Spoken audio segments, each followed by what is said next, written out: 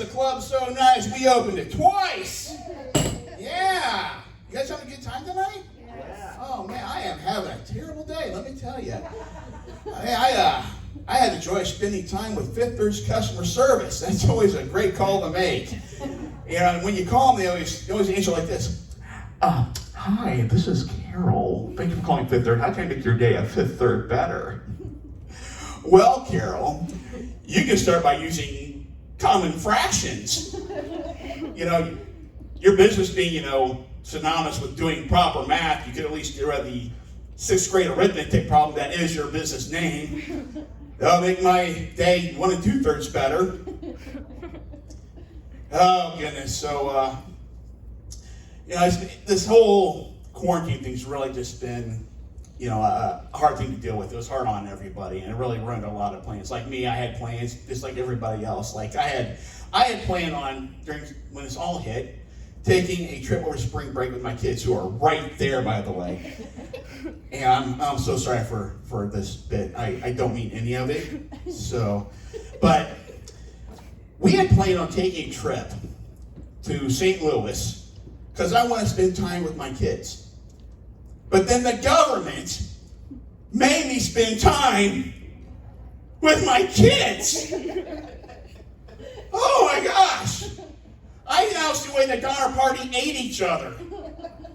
Man, it's like being trapped in an escape room with no doors. Man, I plan on doing the mini marathon this year. I was carbo loading. I was working on my cardio. I had spandex. And I was like, this is the year that I go from starting line to finish line, and I don't change the channel.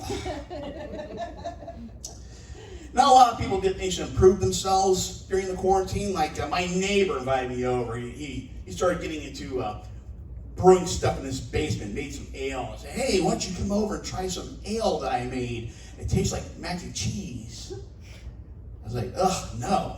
I hate craft beer. Oh, no. Churches got canceled. Haven't been to church in a while. And I've been going to the same church forever. My grandma used to make me go to church with her, which is terrible because I hate rattlesnakes.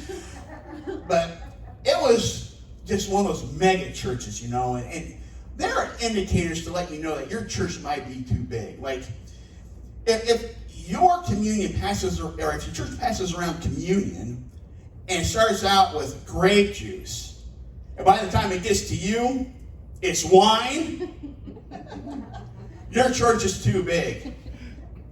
If Michael Phelps ever won a gold medal in your baptismal, your church is too big. If there are Super Bowl banners hanging from the rafters of your church is way too big. Oh man, our church also showed around Easter time. We always show the Passion of the Christ video. You guys see Passion of the Christ? We have the King James version. All of Jesus' subtitles are in red. That's a great Bible joke. And then, oh man. My grandma, she was a deeply religious woman. I remember the day I came home from school and she said, Ryan, come here, please. Yes, Grandma. Well, you know Zachary Brehab, yes? I did know Zachary Brehab. Zachary Brehab was our pastor's kid.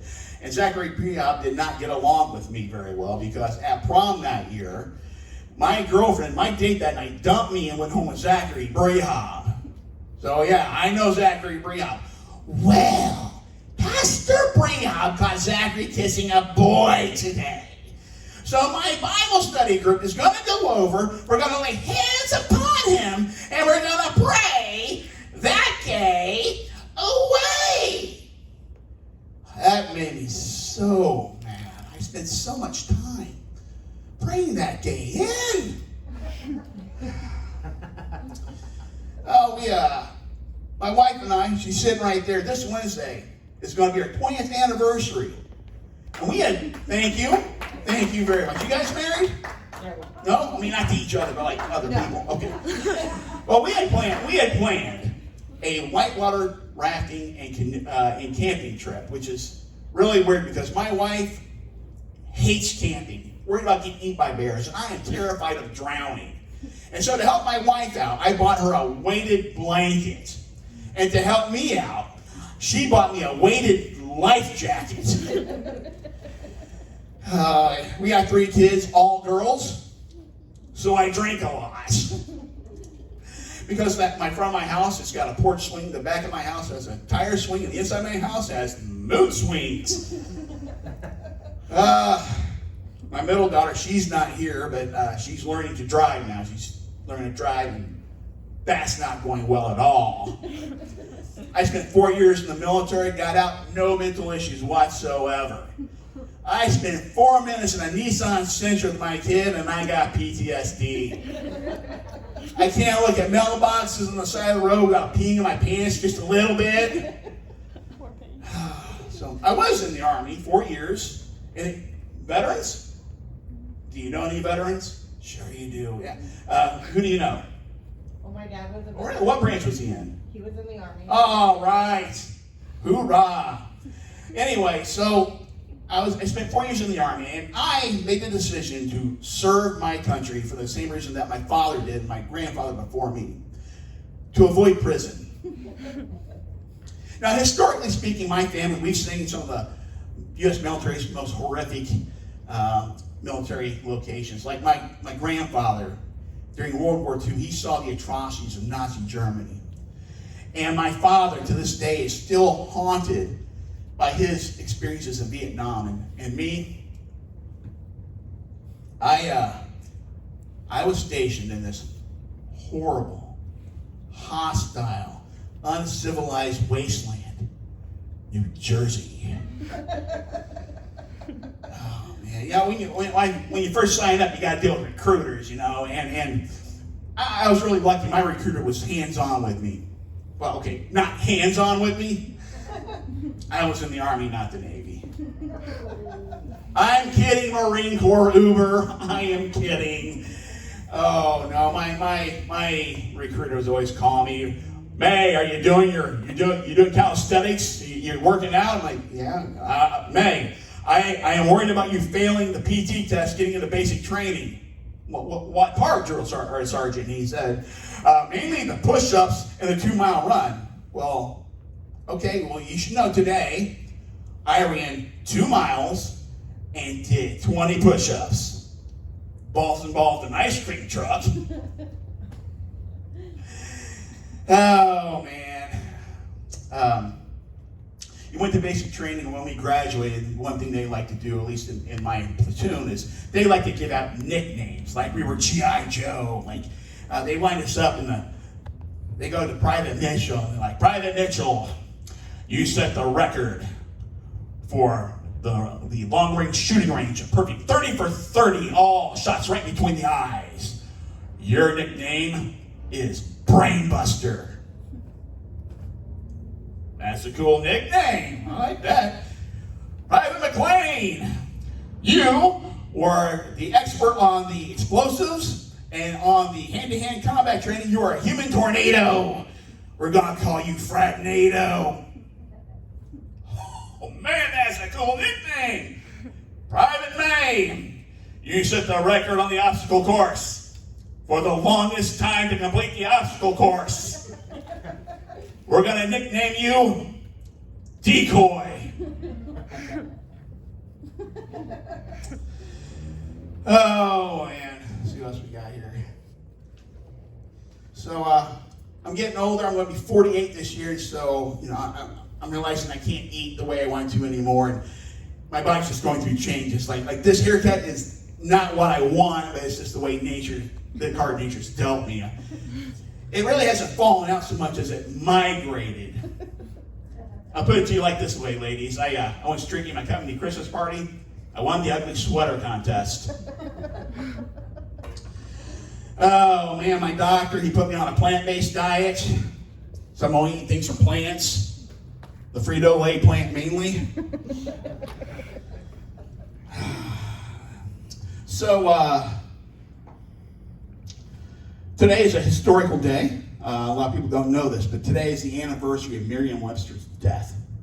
And a lot of people don't know is how he died. He was at his warehouse doing inventory, and when one of the crates full of his books fell off, hit him on the head and crushed him to death. Which is sad, but at least he went out under his own terms.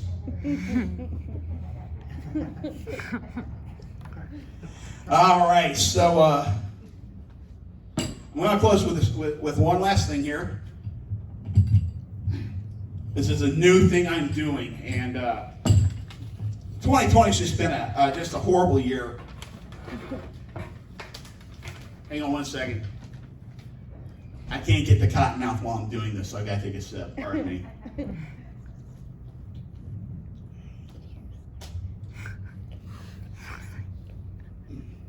All right, Steve, I'm ready when you are. I'm going to let you know now, I have never gotten through this song without screwing it up. Like the year 2020, this song is just a nightmare, it's a disaster.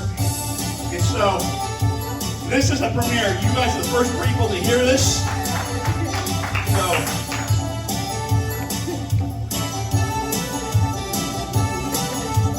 Australia set ablaze. Lamar Jackson's making plays. Chris Cuomo, Andrew Cuomo, Mayor de Blasio. Wet market in Wuhan. Carol Baskin's killed our man. Ukraine complaint. Impeachment mode.